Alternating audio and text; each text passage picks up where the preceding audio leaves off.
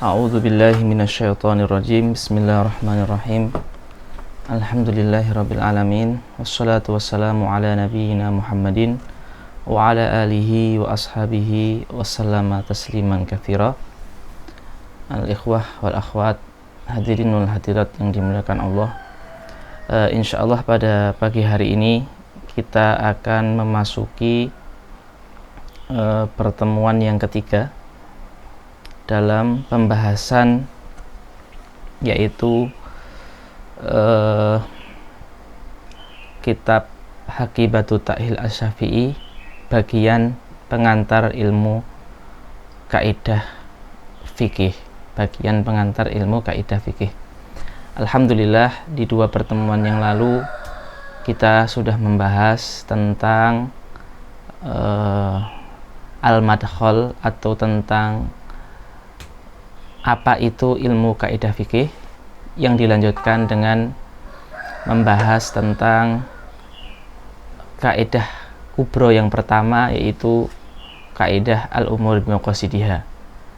Pada kesempatan pagi hari ini kita masuk insyaallah di halaman 10 ya dari naskah PDF Haqibah Ta'hil, dan bagi teman-teman semuanya link dari kitab PDF itu sudah kami sertakan di deskripsi setiap video yang kami upload di YouTube. Hadirin semua yang dirahmati Allah, di kitab ini disebutkan judul atau subjudul yang berbunyi Al-Qawaidu Al-Mundarijatu Tahta Qaidati Al-Umuri Bimaqasidiha, atau yang kalau diartikan kurang lebih kaidah-kaidah yang berada di bawah kaidah al-umur bimaqasidiha. Sebagaimana kita ketahui kemarin bahwasanya kaidah fikih itu ada 3 macam. Yang macam pertama adalah al-qaidah al-kubro, kaidah kubro gitu, Ustazah ya. Kaidah kubro itu ada 5 ya. Al-umuru bimaqasidiha, al-yaqinu la yazulu bisyak, ad-dararu yuzal, al-masyaqqatu tajlibu taysir, dan al-adah muhakamah. Ada 5 kaidah kubro. Di setiap dari 5 ini memiliki cabangan-cabangan. Cabangan ini dinamakan oleh ulama dengan istilah al-qawaid al-mundarijah, yang berada di bawahnya gitu, al-indiraj ya, yang include di bawahnya, seperti itu. Kita bahas satu persatu insyaallah. Yang pertama, hadirin yang dimuliakan Allah, dari kaidah 4 yang berada di bawah kaidah inti umur bimaqasidiha adalah halil ibratu bil uqudi fil uqudi. Apakah yang menjadi patokan, halil ibroh, apakah yang menjadi patokan fil uqudi, di dalam akad, seperti jual beli ataupun memberi hibah, jual beli atau baik. Apakah yang menjadi patokan dalam akad itu al-alfad? Apakah yang menjadi patokan di dalam akad itu adalah lafad akad?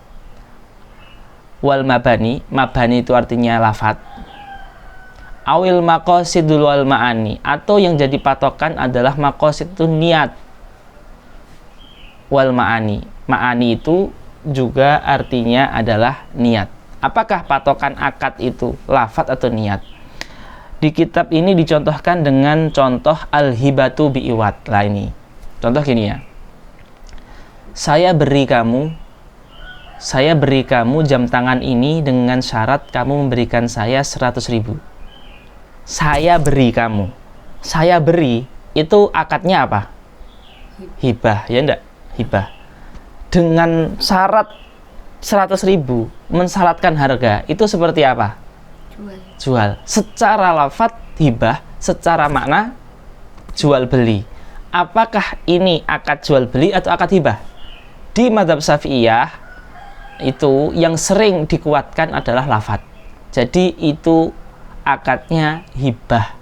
Akadnya hibah ya, bukan akadnya jual beli. Seperti itu. Jadi itu masuknya akadnya hibah. Maka nanti konsekuensinya adalah ikut konsekuensi hukum beri memberi, bukan ikut konsekuensi hukum jual menjual. Itu contohnya yang disebutkan di kitab. Ya. Kemudian contoh yang lain seperti ini. Contoh kayak gini. Saya jual kepadamu beras dengan sifat beras Raja Lele, beras basmati dan sebagainya, dengan harga sekian. Saya jual kepadamu, ini akadnya akad apa? Jual beli. Tetapi dengan sifat ini jual beli dengan sifat itu seperti salam. Salam itu kan jual beli dengan sifat, tidak melihat barang langsung, tapi disifati. Secara makna itu salam, tapi secara lafadz itu jual beli. Maka hukumnya masuk mana? Hukumnya adalah jual beli, karena lafadznya jual beli. Nah, jadi maknanya salam, tapi lafadznya jual beli. Nah, di Syafi'iyah yang menjadikan patokan adalah lafadz. Seperti bukan esensi, ya, bukan esensi dari maksudnya itu apa, tapi lafadznya itu apa. Jadi memperhatikan sekali, yaitu yang namanya lafadz. Ini salah satu contoh dari kaidah ini. Kaidah yang kedua yang berada di bawah umur maqsudiah adalah kaidah an-niyatu tukhassisul 'am wala tu'ammimul khas. Niat itu menghususkan yang umum, ya, menghususkan yang umum dan tidak mengumumkan yang khusus. Ya, tentu umum itu adalah istilah usul fikih. Sebagaimana khusus, khas itu juga istilah usul fikih. Contoh gini. Kita masukkan ke contoh ya dari yang pertama. An-niyatu tukhassisul am. Niat itu bisa mengkhususkan yang umum. Contohnya seperti ini. Saya duduk bersama 3 orang teman saya. Anggap saja namanya ABC. Ya. Kemudian karena saya marah dengan 3 teman saya beranjak dari tempat duduk saya dan saya mengatakan gini, wallahi, saya nggak akan pernah bicara, ya, dengan teman-teman saya ini. Ya, saya tidak akan pernah bicara dengan teman-teman saya ini yang saya duduk ABC tadi. Ya, tetapi ketika saya mengucapkan itu, hati saya itu maksudnya adalah A, bukan semua ini. Karena ketika saya mengatakan wallahi la ukallimu ahadan, ini umum. Saya tidak akan bicara dengan semua. Tapi maksud saya adalah si A, bukan B dan C, karena A ini yang menyebabkan masalah. Akhirnya B, C itu kan marah juga, tapi maksud saya si A penyebab masalah. Walaupun maksud saya itu di hati, yang saya ucapkan semuanya. Lah, maka saya dianggap melanggar sumpah ketika berbicara dengan si A. Tapi kalau saya berbicara dengan B dan C, saya tidak melanggar sumpah. Walaupun saya marahnya di lafadz saya ke semuanya. Kenapa? Karena ucapan hati saya bahwasanya yang saya maksud itu A, itu menghususkan lafadz saya. Ya, jadi itu maksudnya an-niyah tukhassisu al-am. Jadi niat itu menghususkan keumuman. Sebaliknya, apakah niat itu mengumumkan yang khusus? Nah, jawabannya adalah tidak. Niat tidak mengumumkan yang khusus. Ya. Kami beri contoh niat tidak mengumumkan yang khusus itu seperti misalkan, ya, misalkan ada orang ini, saya diberi sedekah misalkan, atau diberi uang lah oleh si A. Misalkan dia beri saya uang untuk biaya sekolah misalkan. Kemudian saya dengar kabar atau saya dengar langsung dari si pemberi beasiswa ini, bosnya dia gini, oh, saya akan ungkit itu beasiswa saya yang telah saya berikan kepada si saya ini. Atau pengen ungkit beasiswanya. Karena saya dengar langsung, saya marah depan dia dan saya bilang ke dia gini, wallahi, saya tidak akan minum di tempatmu. Saya tidak akan sekalipun minum di tempatmu. Maksud saya tidak akan minum, saya tidak akan makan, saya tidak akan bertamu, saya tidak akan masak. Yang penting minum saja, enggak, apalagi yang lain. Saya bilang ke dia, wallahi, atau saya bilang ke diri saya sendiri, wallahi la asrabu indahu. Saya tidak akan minum di tempat dia. Nah, ternyata besok dia tuh ngasih makanan akikah anaknya misalkan, atau punya hajat apa terus ngasih makanan ke saya, atau ngajak makan bareng ke saya, terus saya makan. Apakah dengan saya makan saya telah melanggar sumpah saya karena saya meniati nggak hanya minum, makan dan sebagainya? Tidak. Saya hanya melanggar sumpah saya kalau saya minum, tapi kalau saya makan nggak apa-apa, karena niat tidak mengumumkan yang khusus. Kan khususnya itu minum, tidak umum jadi makan, jadi hanya minum aja.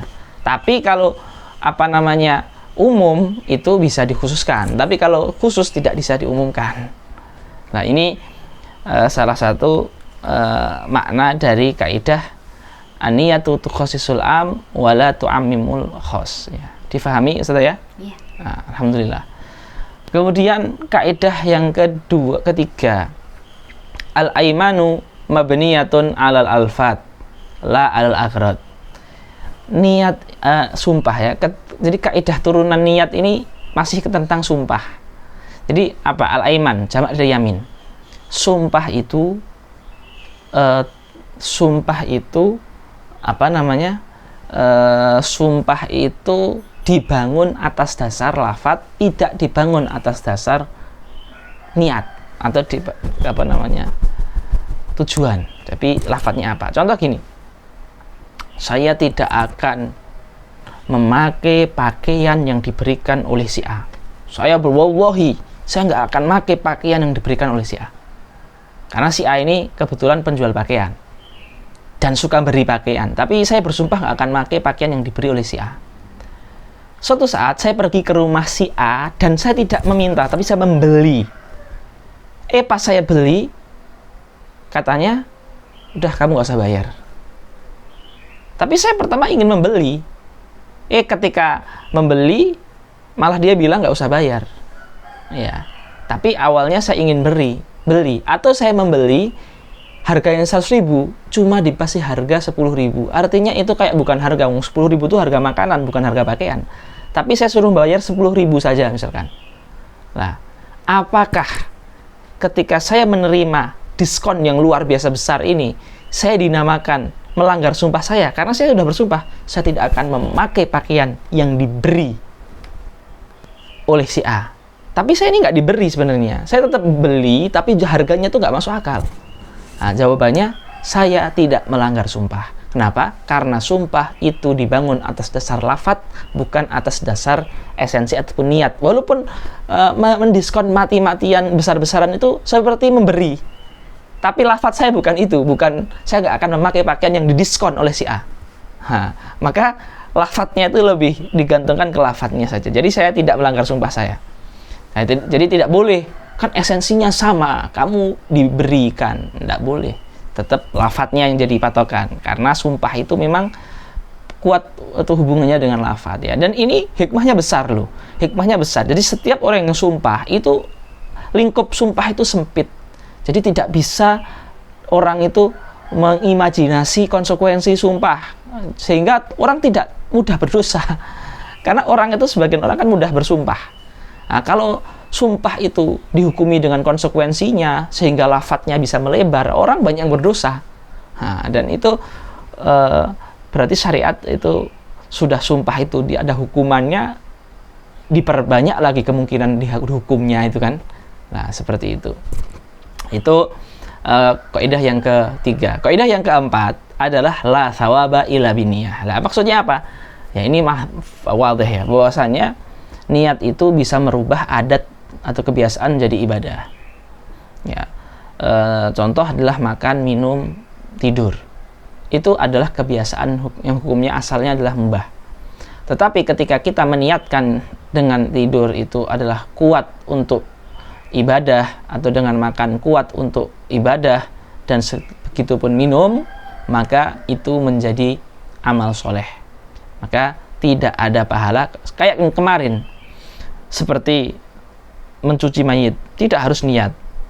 Seperti meninggalkan haram, nggak harus niat. Tapi kalau nggak ada niat, nggak ada pahala. Walaupun sah, tapi nggak ada pahala. Lah, itu kurang lebih. Hadirin yang dimuliakan Allah Subhanahu wa Ta'ala, dengan ini berarti kita alhamdulillah telah menyelesaikan kaidah kubro yang pertama, yaitu al-umuru apa Ustazah? Bimaqasidiha. Al-umuru bimaqasidiha. Sekarang kita akan masuk insyaallah di kaidah yang nomor 2, yaitu al-yakinu la yazulu bisyaki. Apa maksud dari al-yakinu la yazulu bisyaki? Al-yakin itu artinya adalah al-amrul jazim, sesuatu yang tidak ada ragu, artinya 100%. Jadi pengetahuan kita, keyakinan kita akan hal tersebut itu 100%. Itu dinamakan dengan yakin, al-amru al-jazim. Adapun asyakku, ya, asyakku itu artinya adalah al-amru al-mutaraddid, sesuatu yang tidak 100%. Tidak 100% itu berarti berapa? Berarti ya 90%, 80%, 70%, 60%, 50%. Ya, itu semuanya masuk ke dalam kategori asyak. Walaupun kalau kita lihat secara bahasa atau secara usul fikih, syak itu artinya kan 50% tahu, 50% nggak tahu. 50-50. Tetapi di dalam bab fikih 60%, 70%, 80% itu juga masuk ke kategori syak. Nah, di bab fikih. Berarti beda dengan bab bahasa ataupun dengan bab usul fikih. Seperti itu. Taib. Maksud dari kaidah ini apa? Nah, maksudnya gini. Disebutkan itu di bagian halaman 11. Annal mar'a idza kana indahu jazmun bil qalbi bi thubuti syai'in au intifa'ih.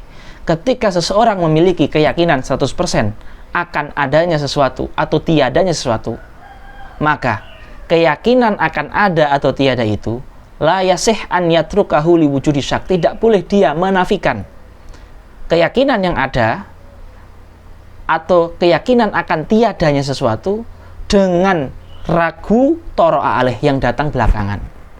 Maka dalam keadaan ini dia melakukan dengan hal yang pertama dan dia tidak menoleh kepada keraguan yang baru datang. Ya, itu maksud dari kaidah ini. Tidak boleh kita meninggalkan keyakinan dengan keraguan yang datang akhiran. Ya, ya mungkin kalau di luar konteks fikih ya, untuk mempermudah memahami kaidah ini, ada mahfudzat yang berbunyi baidatul yaumi khairun min dajajatil ghadi. Telur hari ini lebih baik daripada ayam besok hari. Kenapa? Karena telur hari ini itu yakin. Jadi faedahnya pasti, walaupun cuma telur. Tapi ayam besok itu walaupun ayam, tapi belum tentu kita dapatkan. Jadi itu mungkin mempermudah konteks memahaminya, walaupun itu di luar bab ini. Taib.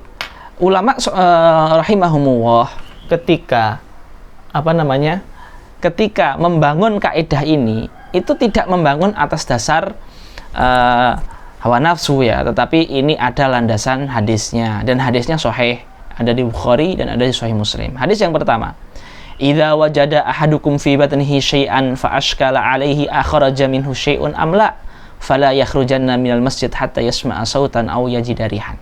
Ketika seseorang perutnya bergejolak sehingga dia ragu, saya batalkan sholat nggak ya?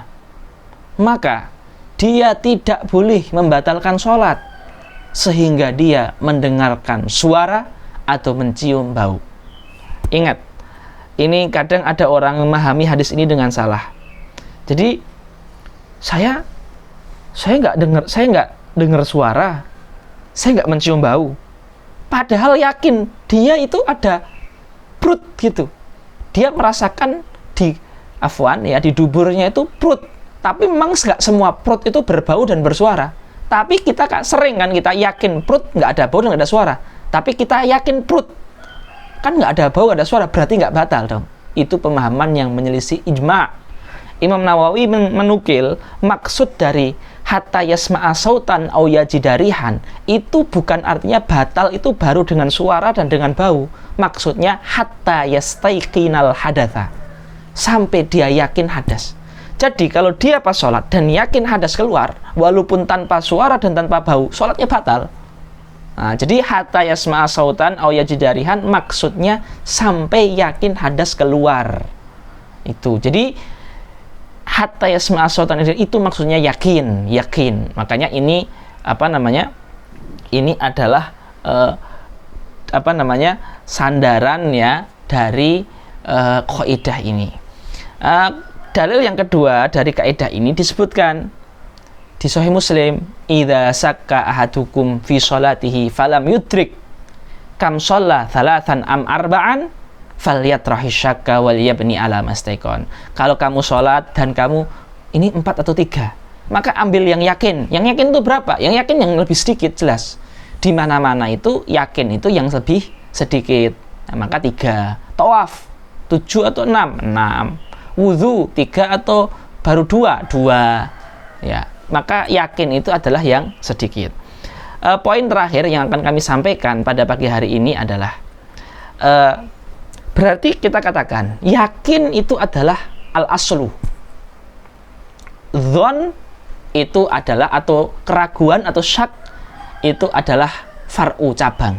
Nah, apakah setiap kita itu ragu, atau setiap ada yakin, setiap ada al-aslu dan asyaku itu, apakah selalu yang dikedepankan adalah al-aslu atau al-yakin? Itu kaidah asalnya, bahwasanya ketika ada dua ini bertemu, maka yakinlah yang jadi tumpuan utama. Tapi ada keadaan di mana